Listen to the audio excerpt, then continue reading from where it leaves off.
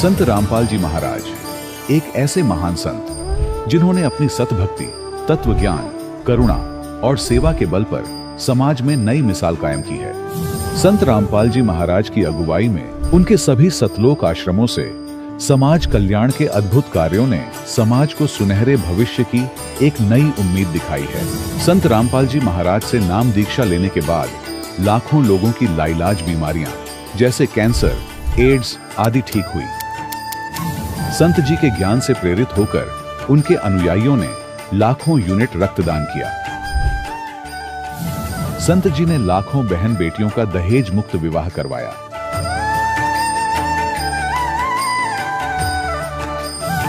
संत जी ने लाखों लोगों का नशा छुड़वाया, करोड़ों उजड़े परिवार बसे। संत जी के आश्रमों में समागम के दौरान निःशुल्क नेत्र चिकित्सा, दंत चिकित्सा प्रदान की जाती है। संत रामपाल जी महाराज द्वारा समय समय पर पर्यावरण संरक्षण के उद्देश्य से बड़े स्तर पर वृक्षारोपण किया जाता है। संत जी ने जरूरतमंदों को तत्काल राहत पहुंचाने के लिए एम्बुलेंस सेवा शुरू की। संत जी अपने अनुयायियों को देहदान के लिए प्रेरित करते हैं, जिससे मानवता की सेवा और चिकित्सा क्षेत्र में सुधार हो सके। संत रामपाल जी महाराज के सभी आश्रमों में हर रोज निःशुल्क भंडारा आयोजित किया जाता है, जहां हर वर्ग, हर जाति और हर धर्म के लोग एक साथ बैठकर भोजन करते हैं।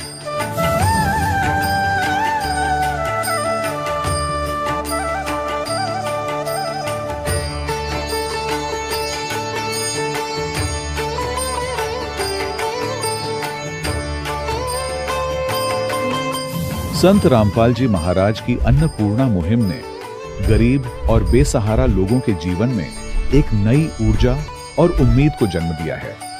घर घर खाद्य सामग्री और जरूरी मदद पहुंचाकर संत रामपाल जी महाराज ने लोगों को दुख और मजबूरी से लड़ने की ताकत प्रदान की है।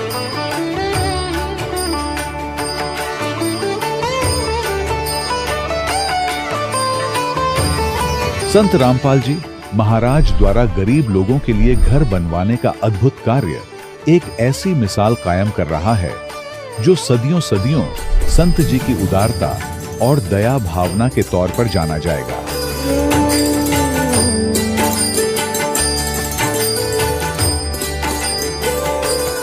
संत रामपाल जी महाराज के आश्रम में हजारों बुजुर्गों को सम्मान और प्यार के साथ जीवन जीने का अवसर मिलता है।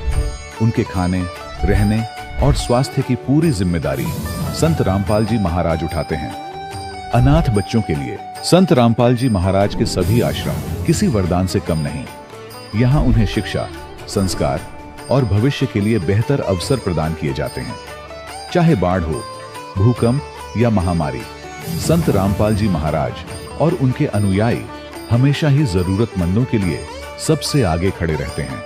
कोविड महामारी के दौरान संत रामपाल जी महाराज के आश्रमों से करोड़ों लोगों के लिए भोजन, दवाइयां और जीवन रक्षक सामग्रियां उपलब्ध कराई गई। चाहे गरीब की मदद हो या किसी शोषित और पीड़ित वर्ग के हक और सम्मान की लड़ाई, संत रामपाल जी महाराज ने हमेशा ही उनकी दबी आवाज को सरकारों तक पहुंचाया है और उन्हें उचित न्याय दिलवाने में अहम भूमिका अदा की है। समाज में आध्यात्मिक और सामाजिक मूल्यों के प्रति जागरूकता लाने में संत रामपाल जी महाराज हर कदम पर मानवता के सच्चे सेवक साबित हुए हैं। संत रामपाल जी महाराज का जीवन हमें सिखाता है कि सच्ची सेवा वही है जो निस्वार्थ भाव से की जाए। आइए हम भी इस महान सेवा के कार्य में इस महान संत से जुड़ें और संत रामपाल जी महाराज से नाम दीक्षा लेकर अपने जीवन को धन्य बनाएं।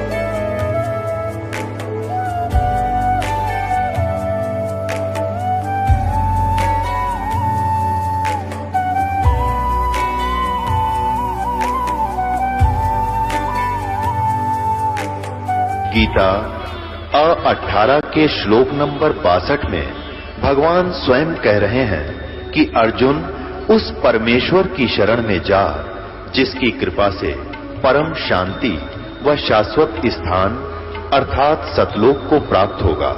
वो परमेश्वर कौन है, कहां है, कैसा है, जानने के लिए कृपया अवश्य सुनिए जगत गुरु तत्वदर्शी संत रामपाल जी महाराज के अमृत वचन। सत साहिब दर्शकों, काल के इस लोक में आज हर व्यक्ति सांसारिक रोग और पीड़ा से ग्रस्त है, फिर भी इंसान ईश्वर की खोज में लगातार रहता है।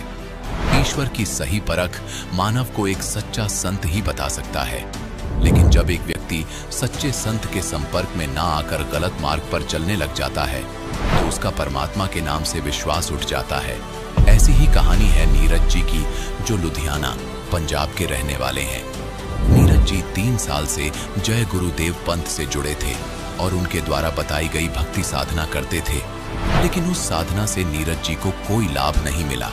इनके जीवन में परिवर्तन का पल वो था जब इन्हें संत रामपाल जी महाराज स्वयं दिखे और इन्हें परमेश्वर कबीर जी की भक्ति साधना करने के लिए कहा। संत रामपाल जी महाराज से मिलने के बाद ही नीरज जी को जीवन में मोक्ष का मार्ग मिला। संत रामपाल जी महाराज से दीक्षा लेने के बाद इन्हें बीमारी से भी छुटकारा मिला।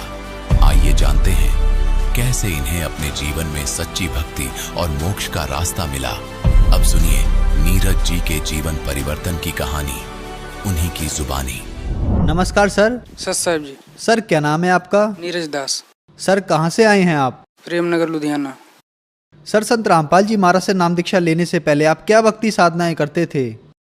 सर मैं जय गुरुदेव पंथ में संत तुलसीदास जी से नाम लिया था और उन्हीं की बताई हुई साधना करता था मैं। उन्होंने 5 नाम देते थे, ओंकार, निरंकार, ज्योति निरंजन, सोहम और सतनाम। वहाँ पे मैंने 3 साल तक भक्ति की, उनसे कुछ लाभ नहीं हुआ और उल्टा मेरे को दुख ही हुआ वहाँ से। सर आप संत रामपाल जी महाराज की शरण में कैसे आए? सर मैंने संत रामपाल जी महाराज की शरण में इसे आया कि मेरे को ब्रेन ट्यूमर हो गया ये साधना करते करते ही, और सभी डॉक्टरों ने बोल दिया कि भाई अब तुमको ज़्यादा हो गया है और इसका इलाज हम करेंगे तो बहुत महंगी करेंगे, बाकी इसकी गारंटी नहीं लेंगे हम। तो फिर मैंने अरदास भी लगाई वहाँ पे जय गुरुदेव पंथ में, तो उन्होंने बोला बेटा कर्म का भोग है, जो कर्म किए उसको आपको भोगना ही पड़ेगा। तो फिर मैंने क्या किया, मैं कहा कि भक्ति नहीं करनी चाहिए क्योंकि इन संतों के पास कुछ है ही नहीं जो हमको कुछ लाभ नहीं दे सकता है, तो इस भक्ति से क्या फ़ायदा हमको। फिर हमने क्या किया कि दर्द इतने होते थे कि हमको रोज़ इंजेक्शन लगते थे, कई बार हम अपने आप इंजेक्शन लगा लेते थे और दवाई तो हमेशा जेब में रहती थी हमारे, पेन किलर। इसके बाद क्या हुआ कि एक दिन हमने पॉइजन ले आई, उसको हमने ये मन में दिमाग में ले आया कि मैं इसी को खा लूँगा अब, क्योंकि इतनी तकलीफ़ होती थी हमको कि बिल्कुल असहनीय। तो हमने पॉइजन रखी और इसी तरह लेट गए बेड पे। फिर गुरुजी ने, बंदी छोड़ सतगुरु रामपाल जी महाराज ने एक बैग प्रकट हो गए वहाँ पे, और मैं बैठे हूँ, देख रहा हूँ कि कोई आ रहा है, लेकिन मैंने गुरुजी को कभी देखा नहीं था। जब प्रकट हो गए इसके बाद बोले बेटा भक्ति कर, तो मेरे मन में थोड़ा सा कुछ उल्टी भावना आई। मैं कहा कि मैं तो इतने दिन से भक्ति कर रहा हूँ और कोई लाभ नहीं है, आप कहते हो भक्ति कर। तो बोले नहीं बेटा तू भक्ति जो कर रहा है गलत है। तो मैंने कहा कि भक्ति गलत है, आप कहते हो कि जो है मैं सही भक्ति बताता हूँ, तो आप तो संत लगते नहीं हो। क्योंकि सर जी हमारे मन में ऐसी भावना थी कि जिसकी लंबी दाढ़ी होगी, जिसके कपड़े अलग तरह के होंगे, वही संत है। तो हमने बोला आप तो संत हो नहीं, क्योंकि आपका कपड़े भी कोई वैसे नहीं है और आपके पास दाढ़ी मूछ भी नहीं है। तो बोले नहीं बेटा मैं पूर्ण परमात्मा का अवतार हूँ और मैं जो है तेरे को बचाता रहा आगे, और इसलिए मैं आया हूँ आज। तो मैंने बोला कि ठीक है, आप कहते हो नकली नाम देते हैं, तो आप नाम बताओ कि आप क्या देते हो, तभी हम कुछ टैली करेंगे कि वो क्या देते हैं आप क्या देते हो। तो गुरुजी ने बोला बेटा इसे नाम नहीं देते हम। तो हम बोले तो फिर हम कैसे पता पाएंगे। तो गुरुजी ने वहाँ पे हमसे फार्म भरवाई नाम दीक्षा की। फिर उन्होंने पहला मंत्र दिया घर पे ही हमारे आकर के, बंदी छोड़ रामपाल जी महाराज ने। जब गुरुजी ने सर पे हाथ रखा हमारे, बोले बेटा अब आराम है दर्द को तेरे? मैं कहा हाँ जी अब तो आराम है। गुरुजी ने बोले कि ठीक है तू आ जाना मेरे पास। तो मैं बोला गुरुजी मेरे पास तो पैसे नहीं आने के, तो मैं कैसे आ पाऊँगा वहाँ पे, क्योंकि और संतों के पास जाओ तो कुछ न कुछ फीस देनी पड़ती वहाँ पे। तो गुरुजी ने हंसने लगे, बोले बेटा वहाँ पे पैसे नहीं लगते हैं, तो केवल किराया लेके आ जाना जितना किराया का है। मैं कहा ठीक है जी आ जाऊँगा, क्योंकि एक लत थी हमको कि हम बीड़ी पीते थे, सिगरेट पीते थे, क्योंकि जय गुरुदेव पंथ में बताते थे कि आप हुक्का पी सकते हो, बीड़ी पी सकते हो। इसके बाद हमने जब गुरुजी चले आए बंदी छोड़ रामपाल जी महाराज, वहाँ से अंतर ध्यान हो गए, फिर मेरे दिमाग में आया कि आराम भी हो गया था, क्योंकि जब आराम होता है तो मन बकवाद करने लगता है। तो हमने कहा कि ये तो बीड़ी भी छुटवा रहे हैं, छोड़ नहीं जाएंगे वहाँ पे। फिर दूसरे दिन फिर दर्द होने लग गया, फिर मैंने दवाई ली, इंजेक्शन लगवाए। फिर तीसरे दिन फिर संत रामपाल जी महाराज सपने में आए, फिर बोले बेटा तू आया नहीं। मैं कहा गुरुजी अब कल जरूर आऊँगा। फिर गुरुजी फिर अंतर ध्यान हो गए वहाँ से। फिर मैंने कमरे से निकला बंदी छोड़ रामपाल जी महाराज के पास जाने के लिए। तो मैं जब स्टेशन पहुँचा लुधियाना, तो वहाँ मेरे को पुलिस वालों ने पकड़ लिया। वो बोले तू कहाँ जा रहा है? मैं कहा मैं तो जा रहा हूँ हिसार। बोले तेरे और साथी कहाँ हैं? मैं कहा मेरे कौन साथी, मेरा तो कोई साथी नहीं, मैं तो बहुत दुखी हूँ, मेरे को ये बीमारी है, मैं सत्संग में जा रहा हूँ। बोला नहीं नहीं तेरे और साथी हैं, चल तेरे को ले चलते हैं थाने में, तब तू बताएगा। उन्होंने पकड़ करके गाड़ी रखी थी उनकी, खड़ी थी उधर, गाड़ी में हमको बैठा लिया। फिर इसके बाद जो है मैंने बोली, मैं कहा परमात्मा अगर आप परमात्मा हो तो मेरा तो यहाँ कोई है भी नहीं, और ये हमको पकड़ लिए हैं, मैं कैसे आऊँ आपके पास? फिर सर जी वहाँ पे बंदी छोड़ सतगुरु रामपाल जी महाराज ने एक बुजुर्ग का रूप बना के, हम तो यही कहेंगे, क्योंकि हमने अरदास लगाई है, उसके 5 मिनट बाद जो है वो इंसान आया वहाँ पे और वो बोला मैं इनको जानता हूँ, आप छोड़ दो इसको। फिर उसने बोला कि नहीं इसके और भी साथी हैं, तो बोले कि नहीं इसके कोई साथी नहीं, मैं जानता हूँ इसको छोड़ो आप। फिर उन्होंने हमको छोड़ दिया वहाँ से और हमको स्टेशन के बाहर ले आके छोड़ा पुल के पास। बोला अब तू इधर नहीं आना। मैं कहा ठीक मैं उधर नहीं जाऊँगा। फिर मैं पुल क्रॉस होकर के, जो जगरावा पुल है ये क्रॉस होकर के, फिर मैं उल्टी साइड से गया स्टेशन पे। फिर मैं सतलोक आश्रम में जब मैं पहुँचा तो 3 बज रहे थे उस समय। गुरुजी ने बंदी छोड़ सतगुरु रामपाल जी महाराज ने लोगों को दर्शन दे करके अंदर जा रहे थे। फिर जब मैं गया तो भगत जी बोले कि भगत जी जल्दी चलो नहीं तो गुरुजी चले जाएंगे। फिर हम लोग दौड़ने लग गए, फिर गुरुजी खड़े हो गए वहाँ पे। जब गुरुजी खड़े हो गए फिर इसके बाद मैं जाने लग गया। तो जो आगे अपने आश्रम में, सतलोक आश्रम में जो जाली लगी है अंदर पंडाल में, जब वहाँ मैं पहुँचा तो गुरुजी ने बोले, बंदी छोड़ सतगुरु रामपाल जी महाराज ने बोले कि नीरज बेटा आ गया तू? फिर मैं एकदम हैरान हो गया। मैं कहा कि मैं तो स्वप्न मान रहा था कि ऐसा होता है कई बार जो है, लेकिन ये तो सच्चाई है, क्योंकि इन्होंने मेरा नाम ले लिया। फिर इसके बाद बंदी छोड़ रामपाल जी महाराज ने मुझको बुलाए और अमृत जल दिए। इसके बाद बोले बेटा इसको रोज 1-1.5 महीने तक तू लगातार सुबह शाम पानी में डाल के पीना और इसी से नहाना, और तू भक्ति कर, भक्त को कैंसर नहीं होता, पूरी मर्यादा में रह करके। और क्या लाभ भी प्राप्त हुए आपको संत रामपाल जी महाराज से नाम दीक्षा लेने के बाद? पहला लाभ ये हुआ आध्यात्मिक लाभ कि हमको जीवन जीने का एक तरीका मिल गया। हमको पता लग गया कि मनुष्य शरीर किस लिए मिला हुआ है और इससे क्या करना चाहिए हमको, और कैसे समाज में रहना चाहिए। और हमको सबसे बड़ा लाभ तो ये मिला जो है कि अब हम जो है सतलोक जाएंगे, क्योंकि परमात्मा कहते हैं कि जो भक्ति में रह के, पूरे मर्यादा में रह के भक्ति करता है वो सतलोक जाता है जी। और ये लाभ हुआ कि हमारी गुड़िया जो 2 साल की थी, तो हम जब गांव से आए इसके बाद उसकी तबीयत खराब हो गई अचानक। हमको 2-3 दिन आए हुए हुआ था, फिर उसको खून की पेशाब होने लग गई। फिर लोगों ने बोला कि इसको जल्दी हॉस्पिटल ले जाओ, तो मैं ले गया हॉस्पिटल। तो हॉस्पिटल वाले ने बोला कि ये तो भाई बहुत जटिल बीमारी है और इसके लिए आप 10,000 तुरंत जमा करो। तो अपने पास पैसे नहीं था। फिर हमारी भक्तमती ने बोली कि जो है ऐसा करो कि आप बंदी छोड़ सतगुरु रामपाल जी महाराज के पास अरदास लगा लो। फिर मैंने अरदास लगाई वहाँ पे, तो गुरुजी ने बोला कि बेटा ठीक हो जाएगी। फिर मेरी गुड़िया 1 घंटे के बाद जो है एकदम बिल्कुल ठीक हो गई। 1 घंटे से पहले ही मेरी भक्तमती जो है उस गुड़िया को लेकर बैठी हुई थी कमरे में। उधर मैं अरदास लगाया, इधर कबीर साहब ने जो है प्रकट हो गए वहाँ पे और मेरी भक्तनी को जो है दर्शन दिए और बोले कि बेटा ये कबीर साहब की बच्ची है और इसको कुछ नहीं होगा। सर, संत रामपाल जी महाराज से नाम दीक्षा लेने के बाद आपको बहुत सारे लाभ प्राप्त हुए, तो जो श्रद्धालु आज आपको देख रहे हैं, आप उन्हें क्या संदेश देना चाहेंगे? सर, भगत समाज को हम यही संदेश देना चाहते हैं। सर, आज का समाज जो है वो ग्रेजुएट समाज है, सभी लोग पढ़े लिखे हैं, सब लोग अपने ग्रंथों को पढ़ सकते हैं। इसलिए परमात्मा बंदी छोड़ सतगुरु रामपाल जी महाराज जी हर ग्रंथ को खोल करके इन्होंने प्रोजेक्टर के माध्यम से दिखाया है कि भगत समाज इसको देखे और जो समझे कि हमारे ग्रंथों में क्या लिखा हुआ है। अगर भगत समाज जिसको परमात्मा पाने की लालसा है, इच्छा है मन में, वो अगर सत्संग देखेगा, अपने ग्रंथों से मिलान करेगा, तो उसको ऑटोमेटिकली पता लग जाएगा कि पूर्ण संत कौन है और नकली कौन है। इसलिए ये जो है मार्ग और ये समय, ऐसे समय परमात्मा ने जो चलाई है कि आज भगत समाज के लिए एक वरदान सा है। जो परमात्मा को पाना चाहते हैं उनके लिए हमारा यही संदेश है कि वो लोग अपने हठयोग को और जो अपने अकड़ दिखा रहे हैं कि हमारे संत ठीक हैं, हमारे संत ठीक हैं, वो उनको समझें और बंदी छोड़ सतगुरु रामपाल जी महाराज के सत्संगों को सुने। सर, संत रामपाल जी महाराज से नाम दीक्षा कैसे ले सकते हैं? सर, अलग अलग जिलों में अलग अलग नामदान केंद्र बनाए गए हैं और वहाँ पे नामदान चलता है। वहाँ पे जाके भगत समाज अगर कोई नाम लेने की इच्छुक हैं, चैनल पे गुरुजी का प्रोग्राम आता है बंदी छोड़ सतगुरु रामपाल जी महाराज का, उस पे नीचे लाइनिंग आती है, उस पे फ़ोन नंबर दिए गए हैं, उससे फ़ोन नंबर से संपर्क करके वो अपना जो है नामदान ले सकते हैं। धन्यवाद सर साहब जी। दर्शकों, अभी आपने सुने संत रामपाल जी महाराज से दीक्षा प्राप्त करके सुखी हुए भक्त के अनुभव।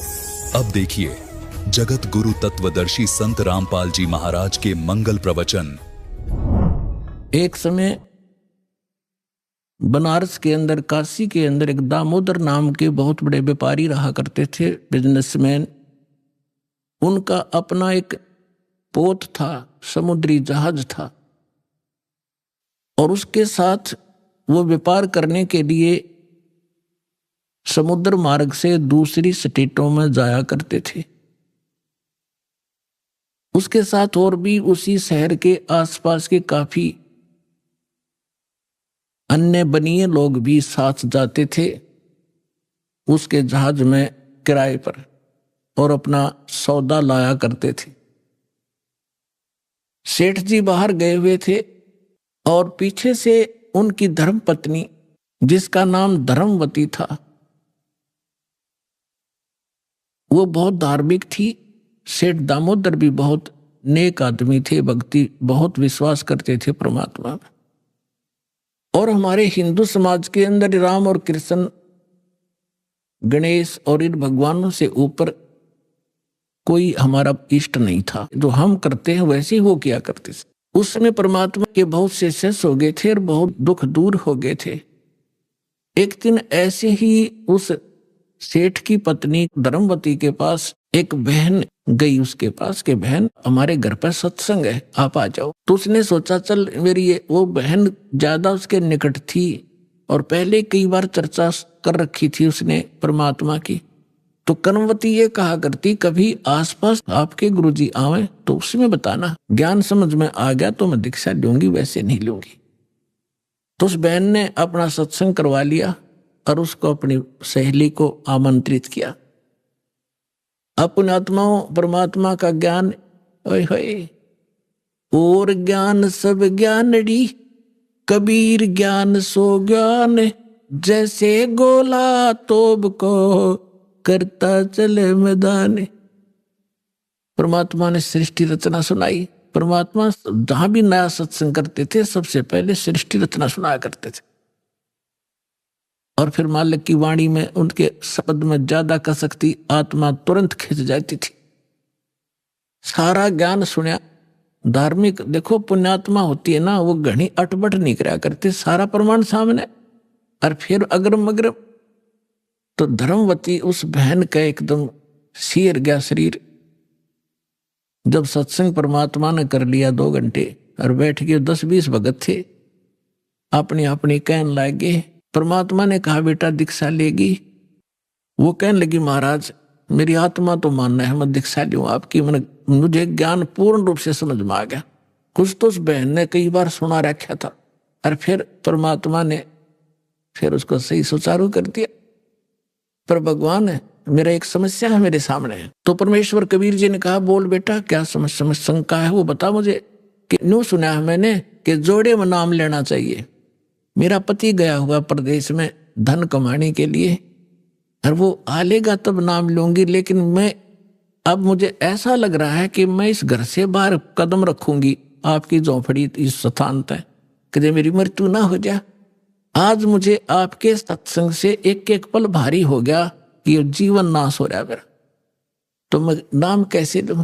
परमात्मा बोले, बेटा ये भ्रम जो इन मूर्खों का पैदा किया हुआ है, तुम एक दिन जन्मे नहीं, एक दिन मृत्यु नहीं होगी। फिर उसने कहा, जी मैंने उनसे पूछा नहीं है, और आज तक मैंने कोई भी काम उनसे बगैर पूछे किया नहीं है, और कहीं वो मुझसे नाराज ना हो जाए, मैं पाप की भागड़ ना बन जाऊं।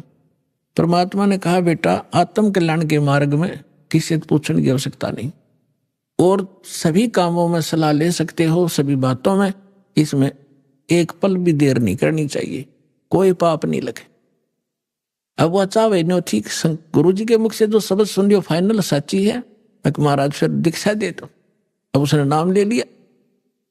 अब रोज ये मंत्र आप देख रहे हो, ये मंत्र दिया करते दाता सबसे पहले, केवल बीच बीच के 5। अब हम हिंदू इनके ऊपर आरूढ़ थे ही, लेकिन वो मंत्र गलत जाप करे थे। ये मूल मंत्र है इनके। जैसे आपको बहुत बार बताया है, जैसे एक भैंसा होता है या ये बैल होता है, खागड़ जिसने कहे, उसने वैसे कहे जाओ भैंसा भैंसा, कतई नहीं सुने। अरे एक बार न्यू कर दिया, हुर्र, वो न्यू देखेगा और उसकी तरफ दौड़ना हो जाएगा। तो उसका अट्रैक्शन है, विवश है उसके उस शब्द से, वो खिंच जाता है। तो ये वो मंत्र है। और परम संत से लिए बिना ये मंत्र सूखे जाप करने तो लाभ नहीं हो। एक नियम है, उस नियम के अनुसार ही आपने चलना पड़ेगा। तो ये मंत्र दिए उसने, मतलब गदगद होगी, अक्सर भगवान ही न था। यही तो हम देवता पूजा करते थे। परमात्मा ने कहा, बेटी यह पूजा नहीं है, ये यहाँ के संरक्षक हैं, और मूल पूजा तो सतगुरु की है। अब परमात्मा ने उस समय ये तत् और सत और सार, ये सार नाम ये छुपा कर रखना था। ये प्रथम मंत्र इसलिए दिया था कि इनके संसारिक काम सुलझे रहेंगे, इनको सुख होता रहेगा, इनकी भगवान में आस्था बनी रहेगी, और इस मंत्र से इनका जन्म मनुष्य का होता रहेगा। आपको यहां तक लाना था, इस बिचली पीढ़ी तक। धर्मदास मेरी लाख दुहाई, ये मूल ज्ञान और मूल मंत्र की बाहर ना जाए। मूल ज्ञान बाहर जो पढ़ी, बिचली पीढ़ी हंस नितरी। मूल ज्ञान तब तक छुपाई जब तक द्वादश पंथ ना मिट जाए। जब तक ये कलयुग 5505 वाला समय नहीं आना था, तब तक इसको गुप्त रखना था। सभी महापुरुषों से परमात्मा ने प्रतिज्ञा दिला दी थी। तो इस मंत्र को पागवा तो गदगद होगी, खूब डट कर भजन करे, आत्मा बिल्कुल खुश होगी। जो भूत प्रेत की बाधाएं थी थोड़ी बहुत सबके घर में बढ़ रहेंगे, वो भाग भोगे, उड़गी सी काया होगी। अब क्या हुआ, सेठ जी आए 1 महीने के बाद में। अब वो बुद्धिमान बहुत थी, उसने सोचा कि मेरे पति को यदि कोई थर्ड पर्सन न्यू बतावेगा कि तेरी पत्नी सत्संग में जाती है और रात को जाती है, क्योंकि परमात्मा अधिकतर रात को सत्संग करते थे, क्योंकि दिन में तो किसी को फुर्सत नहीं छोड़ रखी काल ने धंधे में। तो उसने सोचा कि ये कहीं इसके मन में मेरे प्रति कोई दोष ना आ जाए और हमारा घर नरक बन जाए। अब क्या हुआ, जिस दिन वो सेठ वापस आया उसी दिन सत्संग था भगवान का और किसी के आसपास ही। तो उसने सोचा कि अपने पति को मैं पहले बता दूं सारी कहानी, और ये ऐसा व्यक्ति है अगर मेरी बात को ये मान लेगा तो फिर ये किसी की नहीं सुनेगा। तो जब वो खाना खाने लगा, खाना खाते समय उसकी पत्नी ने कहा, जी मेरे से गलती बन गई और मुझे अक्षमा करना, करोगे, माफ करना। वो कहने लगा कि मैं अपनी पत्नी पर विश्वास करता हूं, मेरी पत्नी ऐसी गलती नहीं कर सकती जो अक्षम्य ना हो। फिर भी बता, अग जी सचमुच माफ कर दोगे, गुस्सा तो नहीं होगे? अगर ना तू बता। मैंने जी आपके पूछे बिना मैं ऐसे मेरी पड़ोसन नाम ले रखा है और उसके साथ में सत्संग में चली गई, और परमात्मा की वाणी सुनी मैंने, मेरा दिल कर गया नाम लेने ने, और मैंने आपसे पूछे बिना दीक्षा ले ली। तो वो बोला बड़ी अच्छी बात, इसमें क्या पूछना था, या कोई बुरा काम किया तूने, भगवान की भक्ति की, बहुत अच्छी बात है। उसका उल्गा सा हृदय हो गया कि भगवान बड़ी दया करी दाता, ये तो बिल्कुल सरल देसी बन गया। फिर उसने एक और पॉइंट सोचा कि एक बार इसको वो सत्संग स्थल दिखा दूं जहां हम जाते और आते हैं, ताकि लोग इसको भ्रमित ना कर दें, तेरी पत्नी रात में भी जाती है तो यो आदमी का जल्दी सी सेट नहीं होया करे। और उस दिन सत्संग भी था, तो उसने कहा जी ऐसा है, गुरुजी का आज सत्संग है वहां पर, और मेरी साथ की सारी सहेली चली गई, मैं आपके भोजन पानी में लग गई और देर होगी और ना गई तो गुरुजी के दिन नाराज हो जा, आप मेरे साथ चल पड़ो। तो वो कहने लगा देखो मैं थका हुआ हूं, दूर से आया हूं, आप जाओ। और नो बोली मैं जाऊं कैसे, रात का काम, कोई साथ नहीं मेरे। तो कहने लगा मैं चल पड़ूंगा, और जाते मुझे नींद आवेगी, बता मैं क्या सत्संग सुनूंगा। उसने पता था कि एक बार यू चल पड़ा और सत्संग सुन लिया तो आली नींद इसने। तो वो कहने लगी आप यूं करियो, पीछे सी बैठ जियो, नींद आ जाए तो सो जाइयो, गुरुजी कुछ ना कहा करे। तो उसने सोचा चल फिर तो कोई बात नहीं। वो दोनों पति पत्नी आ गए। अब बैठ गई पाछे ने, वो बैठ गया पीछे ने, भगतनी बैठ गई भक्ति में, भगतमतियों में। परमात्मा ने वह सृष्टि रचना फिर सुनाई। वो तो जाने थे चोटने सामने मारना। अब लाला जी ने किसी नींद आवे थी, उसका कलेजा फट गया, थर थर का पैगात सारा, और नौके सोके सुने ज्ञान कड़ी कसूती तरह। अब सारा ज्ञान सुना के सुन लिया, जब अपनी उसकी पत्नी आई, जी नींद तो नहीं आई, कि नींद करे मेरे तो बेचैनी होगी, काहे की नींद आवे थी, एक न्यू पूछ ले गुरुजी ते मुझे नाम दे देंगे। तो उसने जाके कहा महाराज जी भगत जी आए हैं और यूं कहे दीक्षा मिल जाएगी। कहा बेटा बोला। तब उसने बोली कहा जा नाम देंगे आपको। सेठ जी जाकर बैठ गया पास में। परमात्मा बोले देखो सेठ जी आप हो इन देवताओं के गणे पुजारी, और परमात्मा का नाम लेने के बाद आन उपासना नहीं करनी होगी। कहते 100 वर्ष सतगुरु की पूजा, एक दिन आन उपासी और वो अपराधी आत्मा फिर पड़े काल की फांसी। 100 वर्ष गुरु की अनुसार साधना कर ली, सतगुरु के अनुसार, एक दिन भी आन उपासना कर ली ना किसी देवी देवता की, पिछली सारा भट्ठा बैठ जाएगा तेरा। तो वो लाला जी बोला सेठ दामोदर, कहने लगे महाराज जी मैं बाणिया हूं और सौदा करना खूब जानता हूं, मैंने सारा कुछ सुन लिया और सब कुछ देख लिया। आज मैंने सारे कथा सुन रखी खूब बड़ी बड़ी, जो ज्ञान आपने दिया इस पृथ्वी पर नहीं, और मैं जो वचन कराया करूं दाता, और पक्का करता हूं आप मेरे गुरु, मैं आपका चेला। फिर कहा कि भाई देख मैं दानक और तू लाला जी, कल न तेरी बरादरी वाले भी तुझे धिक्कारेंगे।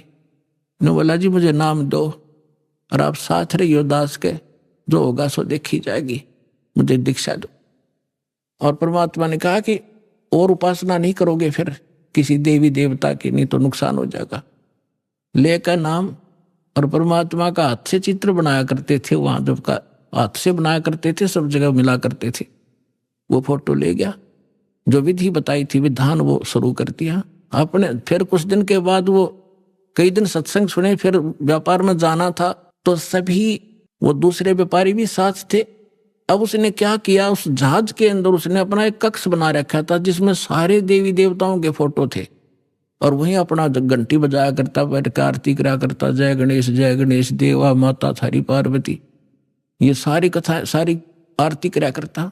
अब उसने क्या किया, जाके पहले सारी मूर्ति उठाई और समुद्र में जहाज उठाए, समुद्र में जल प्रवाह कर दी, और एक फोटो परमात्मा कबीर जी का लगा लिया। अब दूसरे जो थे वो लाला जी, उन्हें देखा रहे दामोदर ये देवी देवताओं के फोटो कहाँ गए। तो उसने बताया भाई मैंने दीक्षा ले ली गुरु जी से, और जो सतगुरु की पूजा करते हैं ना वो देवी देवताओं की पूजा नहीं करनी होती, इसलिए मैंने वो आदर के साथ जल प्रवाह कर दी। तो वो सारे कहने लगे रहे तू भट्ठा बैठावेगा, तेरा नाश हो जाएगा, तने कहाँ एक क्या है ये कबीर, ये धानक एक जुलाहा, इसकी कड़ फंटी में आ गया तो कहाँ बातों में आ गया, तेने देवता छोड़ दिए, रामकृष्ण जैसे बलवान भगवान छोड़ दिए, देखना तेरा क्या होगा। वो बोले भाई कुछ भी हो मेरे साथ, आप अपनी क्रिया करो, मैं आपको ना कहता, आप मेरे पीछे क्यों पड़ गए, मैं अपनी करूंगा, आप अपनी करो। अब उस दिन उसके बाद उसको कबीर कहने लगे कि यू आ गया कबीर, दामोदर कहना छोड़ दिया। ने बोला भाई कुछ भी कहो, थारी भी जी पवित्र है, भगवान का नाम लेने थे। ठीक है, मुझे मालूम है तुम किस विषय से कह रहे हो, कोई बात। अब वो चले गए और सब अपना माल लाद के बच्चों समेत जा रहे थे कुछ तो, क्योंकि 3-3 4-4 महीने वापस आया करते थे। जब वापस आ रहे थे पूरा माल लाद के, और बीच में जब आ लिए समुद्र के, एक भयंकर साइक्लोन उठा, तूफान, समुद्री तूफान 30-40 फुट ऊंचा होकर, और इतनी 200 किलोमीटर प्रति घंटा की स्पीड से चला करता, जहाज का तो निशान भी ना पाओ उसमें कित पड़ा है। और देख लिया उनने भी, क्योंकि छोटे मोटे तूफान कई बार ऐसे होते थे, उनको पता था ऐसी स्थिति बहुत भयंकर होती है। उन्होंने देखा तूफान उठ गया भाई, शाम का समय था, बिल्कुल सूर्यास्त होने वाला था। अब इतना भयंकर तूफान उठा, उन्होंने देखा कि वो तो भाई हो गया, काम बिगड़ गया। और तो थोड़ी बहुत तूफान दूर था, समुद्र में हलचल पहले शुरू होगी और जहाज डगमग करने लगा जो बुरी तरह। अब सारे अपने अपने देवता ने याद करें, कोई राम ने, कोई कृष्ण ने, जो भी जिसका इष्ट था, और दामोदर शांत बैठा।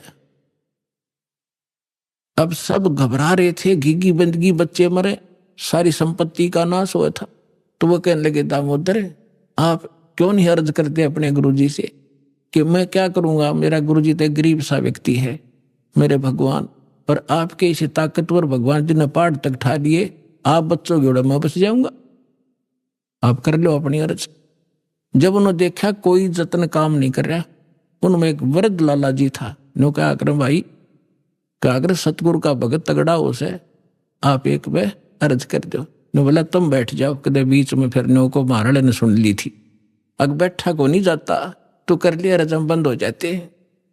तो खड़ा होकर दामोदर ने कहा था, हे परमात्मा आपका ज्ञान समझ में आ गया, और मैंने आपकी महिमा इनका आगे घड़ी गा रखी है, और दाता मुझ नीच के, ठीक है आप तो समर्थ हो, सक्षम हो, कुछ भी कर सकते हो, अगर आज कोई उकसुक होगी मुझ नीच के कारण होगी, मेरे में कोई त्रुटि होगी, मैं आपकी मर्यादा ठीक नहीं कर पाऊंगा, हे परमात्मा आपकी बेइज्जती का कारण ये दास बनेगा।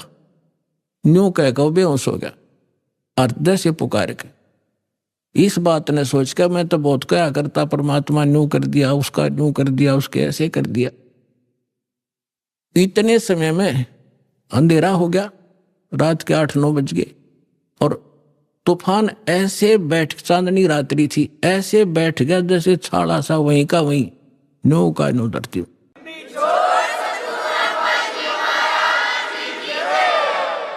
और समुद्र के जल में जरा सी भी हलचल नहीं।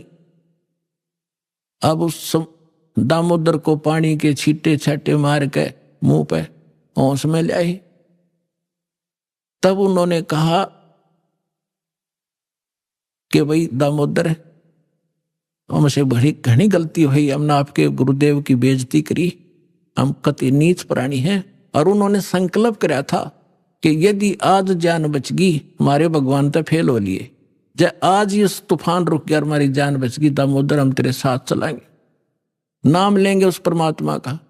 तब दामोदर को कंधे पे बैठा लिया उन लालाओं ने, ने बोले बोलो दामोदर की जय। ने बोला नहीं, तो बोलो जिसने यू काम कराया है, बोलो कबीर परमेश्वर जी की जय हो।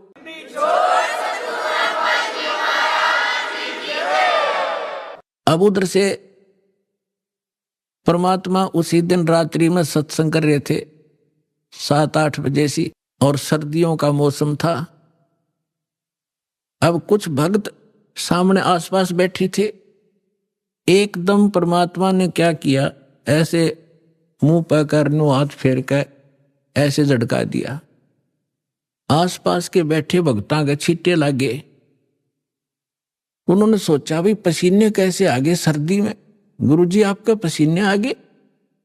तो पर वो बोले ना भाई पसीने को नहीं आए, एक और क्या था, ये पानी कहाँ से आ गया? कि मेरे भगत का जहाज डूबा था। दामोदर सेठ नहीं था, अभी नाम लेके गया था। हाँ जी, हाँ जी, उसका जहाज डूबा था भाई। अब वो उसने बचा कर आया हूं। अब वो भगत सोच रहे थे अक भाई, अब क्योंकि हम भक्ति अवश्य करते हैं लेकिन विश्वास दृढ़ नहीं होता। और परमात्मा कहते हैं कहा हो तो हरि नाम से जब मन में नहीं विश्वास, बिना विश्वास के जो भक्ति करते हैं वो सफल नहीं होते हैं। तो वो कच्चे से थे और मन में उनका न्यू थी, ऐसे ही शब्द गा रहे थे, ज्ञान सुना रहे थे, पसीने आगे होंगे, हमारे सामने बैठे और वहां कैसे समुद्र में जहाज बचा होगा, बचा के आए हैं। वो तो बात कही आई हुई। अब वहां से जब वो चलकर आए सेठ, 1-2 दिन और लग गया उन्होंने। उस दिन फिर सत्संग हो रहा था। वो पहले अपने घर गया, घर जाकर पता चला कि मेरी धर्मपत्नी भी उड़े जा रही है, सत्संग में गई हुई है। और सारे वो सेठ ने बोले पीछे घर जावांगे, और सारे बच्चा ने साथ ले रहे, पहले अब परमात्मा का उपदेश लेंगे जब घर बढ़ाएंगे, आज के बाद का जीवन उनका ही होगा। और सारे वहां चलेंगे, सीधे वहां 15-20 लाला जी और उनका परिवार। अब उधर सत्संग चल रहा था और वही भक्त मिले जुले से वो आया करते उस क्षेत्र में, तो सारे वही बैठे। और पीछे तय क्या हुआ, वो सारे के सारे जाकर बाहर खड़े हो कहने जय हो पाबंदी छोड़ कबीर साहब की, जय हो भगवान कबीर साहब की। परमात्मा बोले रे बाहर कौन शोर कर रहा, पता करके आइयो। अब जो ही वो बाहर गए भगत पता करने आंगन से बाहर, तो उन्होंने देखा दामोदर को, वो सब जाने थे क्योंकि वो आते जाते थे सत्संग में। तो उन्होंने आकर बताया जी दामोदर सेठ आ रहा है और उसके साथ और कई लाला जी हैं, सेठ हैं, और आपका दर्शन करना चाहते हैं। बोला बुला लो भाई, क्या बात होगी। वो सारे आगे चरणा में अपने दंडोत प्रणाम करें, हे भगवान आपने दया कर दी, हमारे जीवन रक्षा कर दी। परमात्मा हमसे बहुत भूल हुई, हमने बहुत गलती की, आपके भगत को बहुत सताया, टॉर्चर किया, इसको माफ करो हम अपराधियों को। भगवान आपने हमारी जान बचा दी, हमारा जहाज डूबता आपने बचा दी। परमात्मा बोले क्या कह रहे हो भाई। और परमात्मा चाहते थे जिनका मन में शंका थी वो उनका भ्रम निवारण करने के लिए एक सच बताओ, सारी कहानी क्या हुआ था कि भगवान ऐसे ऐसे हो गया था। हमने अपने सारे जंतर मंत्र कर लिए थे, कोई राहत नहीं मिली। फिर हमने आपके भगत आराध करी थी, इसने आपको पुकारा के मंत्र पर डायू दाने, यो बेहोश हो गया आपको पुकार। तब कहा बेटा मैं ही वहां पहुंचा था और आपकी रक्षा करी थी, और आपका अब सौभाग्य है कि आपको इस संकट आपके लिए वरदान से दोगा कि आपके समझ में आ गई और आप यहां आगे दीक्षा लो और अपना कल्याण कराओ। सभी ने नाम लिया, उनका कल्याण हुआ। बोलो सतगुरुदेव।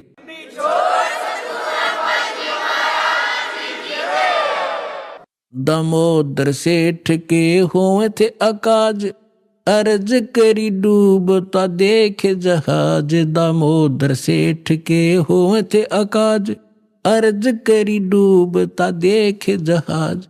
लाज मेरी रखियो गरीब नवाज, समुद्र से पार लंघाने वाले। लाज मेरी रखियो गरीब नवाज, समुद्र से पार लंघाने वाले। धन धन सतगुरु सत कबीर भक्त की, पीड़ मिटाने वाले।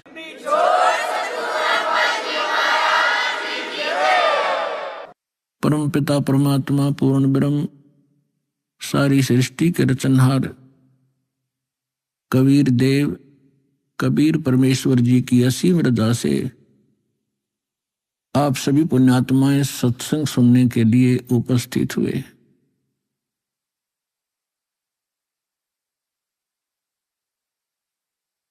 जिन पुण्यात्माओं के, जिन प्राणियों के पुण्य बहुत ज्यादा होते हैं उनको मानव शरीर प्राप्त होता है। मानव शरीर 2 प्रकार से प्राप्त होता है। एक तो टर्न वाइज मिलता है। परमात्मा का विधान है कि इस जीव को भले ये कितना ही निकम्मा हो, 84 लाख प्रकार के प्राणियों के कष्टों को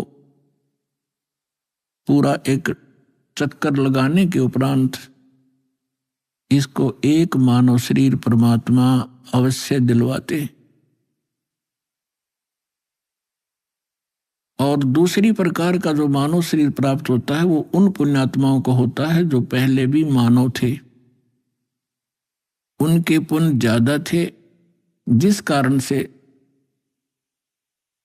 किसी जन्म में उन्होंने शास्त्र अनुकूल साधनाएं की होती हैं, शुभ संस्कार बनाए होते हैं, जिसके परिणाम स्वरूप उनको कई कई सैकड़ों भी मानव शरीर प्राप्त हो जाते।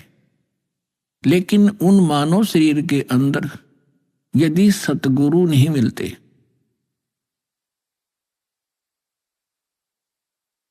सतगुरु नहीं मिलते तो उनको फिर से शुभ संस्कार बनाने का अवसर प्राप्त नहीं होता।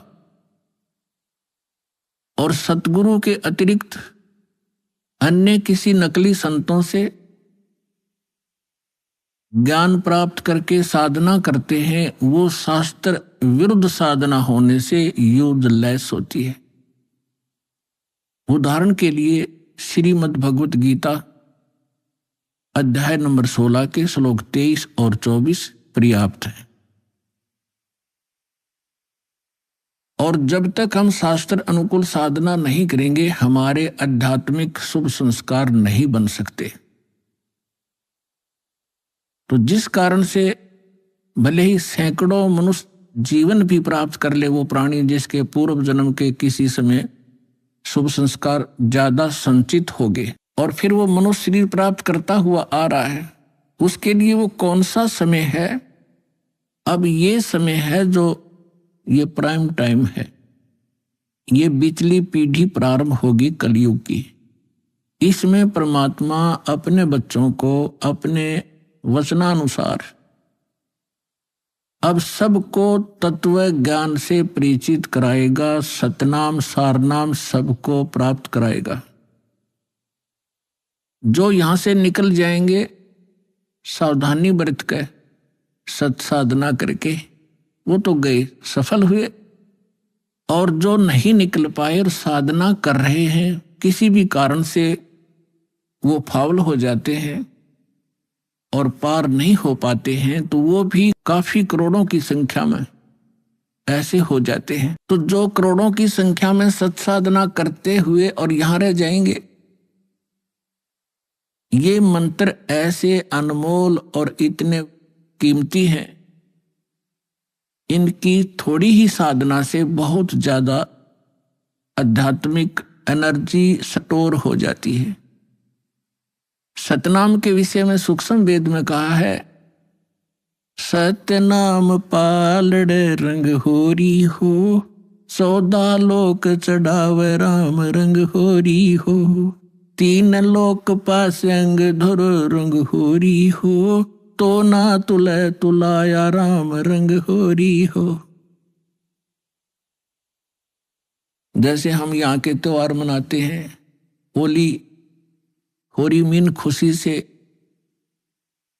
हम एक दूसरे के साथ रंग उछालते हैं, तो परमात्मा कहते हैं ये होरी जो आप मनाते हो ये नकली है, ये काल प्रेरित है। एक व्यक्ति का युवा पुत्र मर गया होली से 2 दिन पहले, ना वो स्वयं होली मना पा रहा है, ना उसके रिलेटिव और ना उसके मोहल्ले वाले। तो अब कहाँ गई वो होली जिसको इतना इंपॉर्टेंट त्योहार मान रहे थे? तो परमात्मा और उससे परिचित संत कहते हैं कि इस नकली सांग में, इस नकली स्थान पर आप ये नाचा गाई करते हो, आपने भांग पी रखी है, नशे में बकवाद कर रहे हो। इस भांग का नशा, काल की माया का नशा अज्ञानता में प्रेरित होकर कर रहे हो। यहाँ एक पलक में ना जाने के बिजली गिर जा, ऐसे लोक में तुम खुशी मना रहे हो। या तो जब आपको ज्ञान होगा, आंखों से आंसू नहीं सूखेंगे, हम के कष्ट उठा रहे हैं और आगे क्या जुल्म होगा हमारे साथ। तो असली होरी राम नाम की होरी है, या खेलो दिन रात खेलो, रात खेलो दिन खेलो, सुमन करो दिन रात इस राम नाम की होरी से, इस रंग को बखेरो।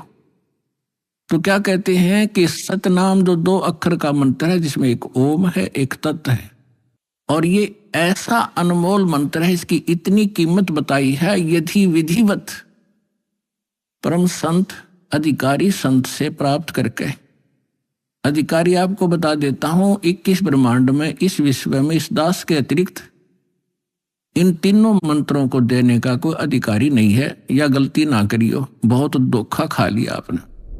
अभी आपने सुने संत रामपाल जी महाराज के मंगल प्रवचन। आइए अब सुनते हैं संत रामपाल जी महाराज से नाम दीक्षा लेकर सतभक्ति करके अद्भुत लाभ प्राप्त करने वाले अनुयायी के विचार। दर्शकों, आध्यात्मिक सत्य की खोज सदियों से सबके मन में सबसे कठिन और रहस्यमय प्रश्नों में से एक रही है। परमात्मा की वास्तविकता और उसकी प्राप्ति की चाह में लाखों लोग जीवन भर भटकते हैं, लेकिन बहुत कम ही ऐसे होते हैं जिन्हें सच्चा मार्गदर्शन मिलता है। इसी प्रकार की एक अनूठी यात्रा है मध्य प्रदेश हरदा के सेवक राम जी की, जिनका जीवन धार्मिक अनुष्ठानों और बाहरी आडंबरों में उलझा हुआ था।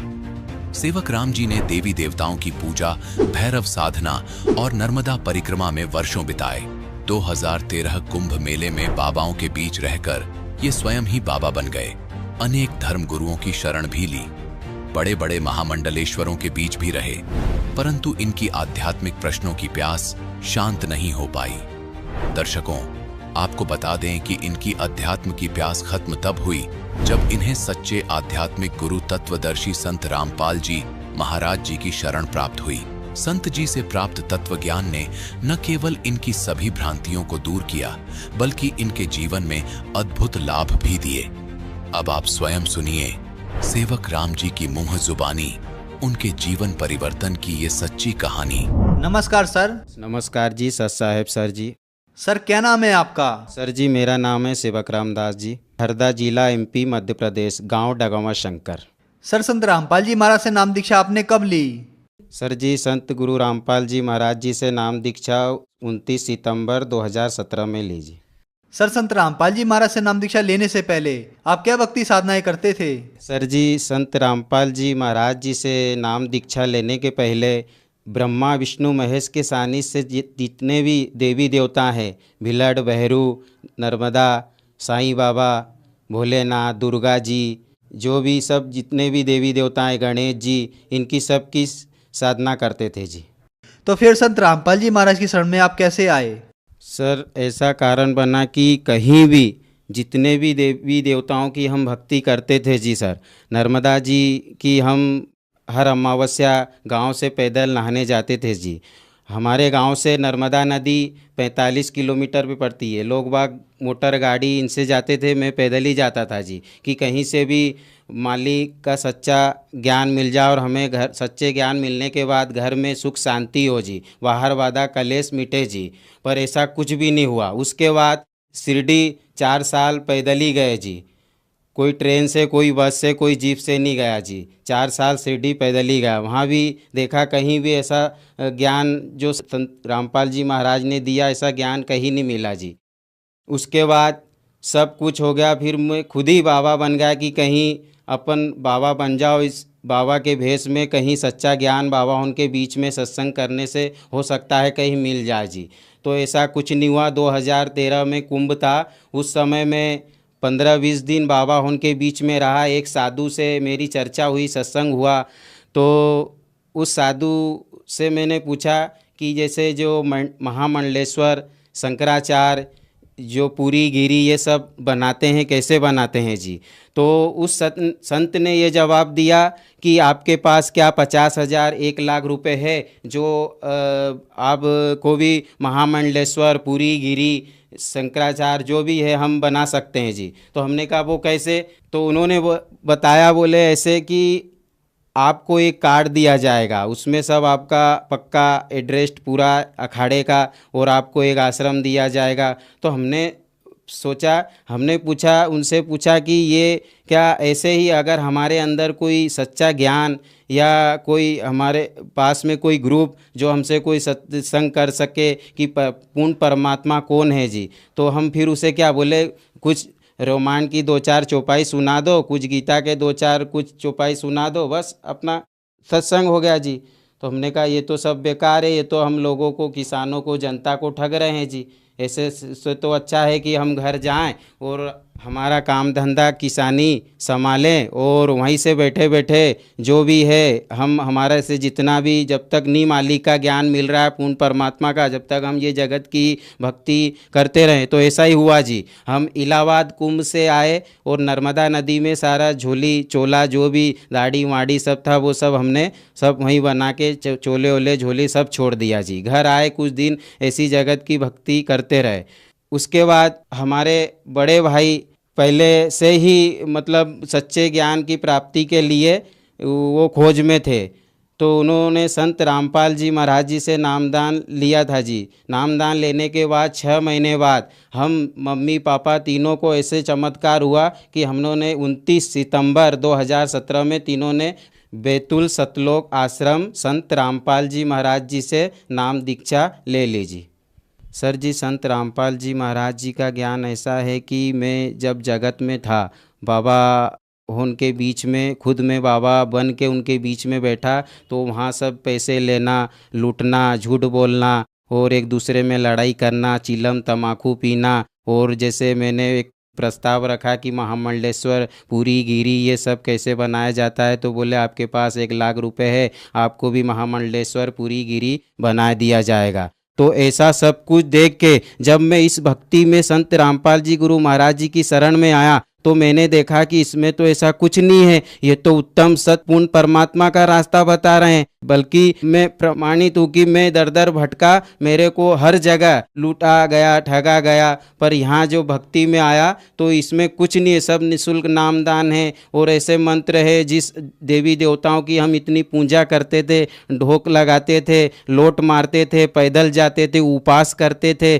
सब भजन करते थे, कीर्तन करते थे, इनमें ऐसा कहीं भी मंत्र नहीं मिला जो संत गुरु रामपाल जी महाराज ने दिया। और धर्म गुरु जितने ठग रहे, जितने लूट रहे, जितने ब्यास गादी पे बैठ के नाच गाना दिखाना, इन सब जितने भी जगत के संत हैं, इनके पास कोई ऐसा ज्ञान नहीं है जो संत रामपाल गुरु जी महाराज जी के पास है जी।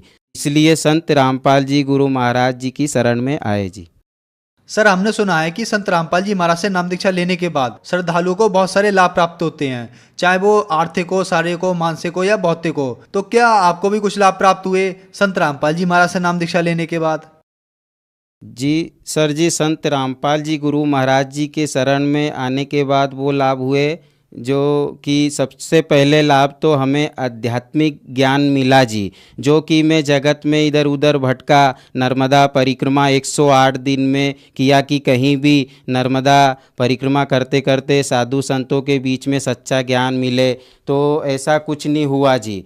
और इलाहाबाद में गया तो वहाँ कुछ संतों के बीच में बैठा, वहाँ भी सब यही बताया जी कि ये पैसे से महामंडलेश्वर पूरी गिरी बन जाए। बाकी ऐसा जो संत रामपाल जी गुरु महाराज जी की शरण में आने के बाद ज्ञान मिला, मैंने जगत में ऐसे 10-12 गुरु बना चुका हूँ जी कि कहीं भी परमात्मा का सच्चा ज्ञान, सच्चा रास्ता मिल जाए जी। पर उन गुरुओं के बीच में भी ऐसा कोई ज्ञान नहीं मिला जी जो कि हमारे संत गुरु रामपाल जी महाराज जी की शरण में आने के बाद मिला जी। पहला लाभ तो ये है जी। दूसरा लाभ ये है सर जी कि हमारी मम्मी बिमला दासी नाम है उनका, उनके घुटनों में खूब दर्द होता था जी, उनसे चला नहीं जाता था, घुटनों में ऐसे दर्द होता था कि उनको घुटनों पे कपड़ा बांधना पड़ता था जी। पर उन्होंने भी संत रामपाल जी गुरु महाराज जी की शरण में आए, तब से उन्होंने मंत्र जाप किए। उन मंत्र जापों से ऐसा चमत्कार हुआ कि आज तक कोई दर्द नहीं घुटनों में है जी।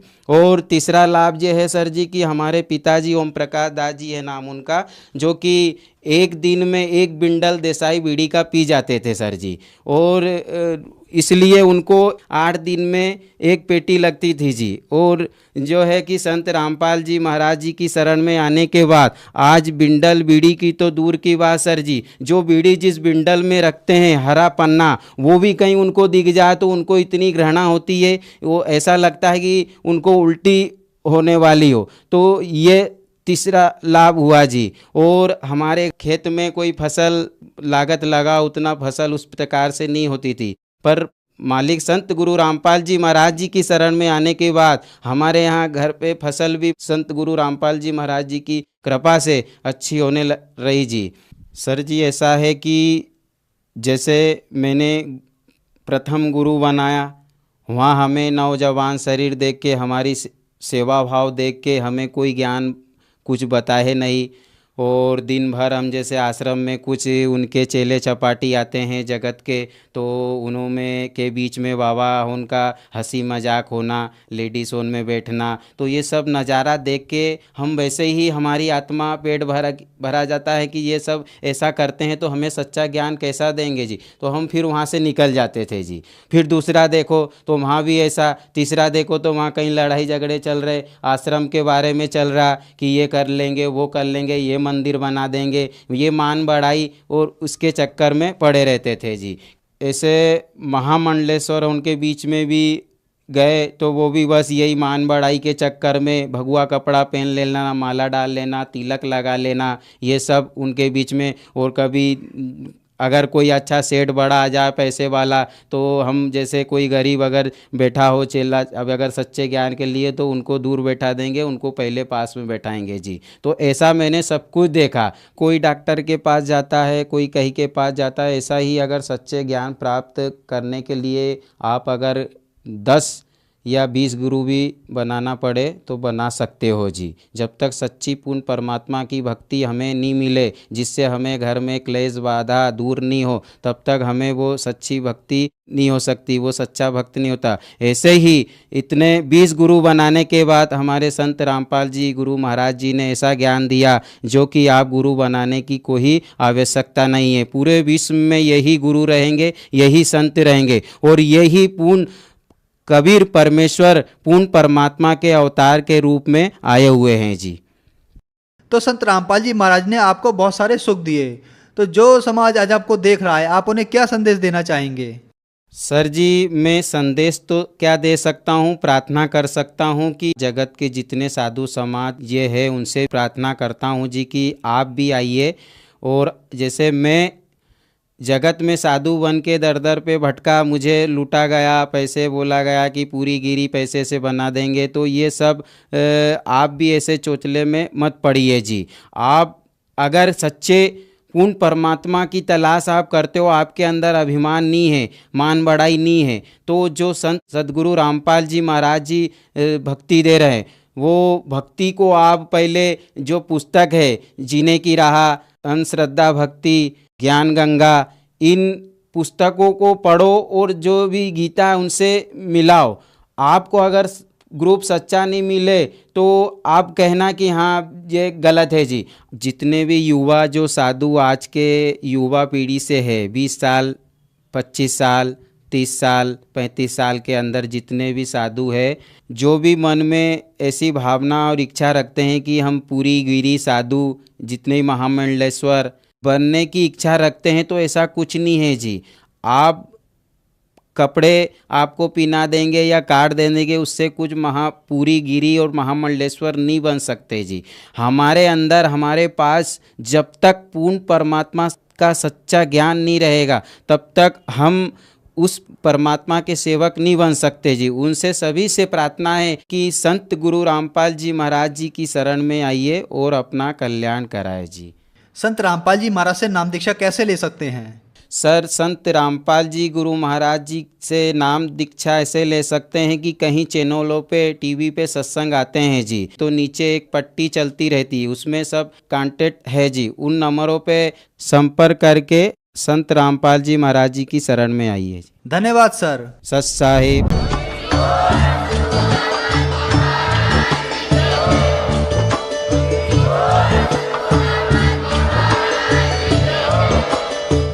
सुन रहे थे जगत गुरु तत्वदर्शी संत रामपाल जी महाराज जी के मंगल प्रवचन। अधिक जानकारी के लिए विजिट कीजिए हमारी वेबसाइट www.jagatgururampalji.org। संत रामपाल जी महाराज जी के शुभ आशीर्वाद से पूरे विश्व भर में 500 से भी ज्यादा नाम दीक्षा केंद्र हैं, जिन पर संत रामपाल जी महाराज जी द्वारा ऑनलाइन निशुल्क नाम दीक्षा दी जा रही है। अपने नजदीकी नाम दीक्षा केंद्र का पता करने के लिए संपर्क करें 8222880541।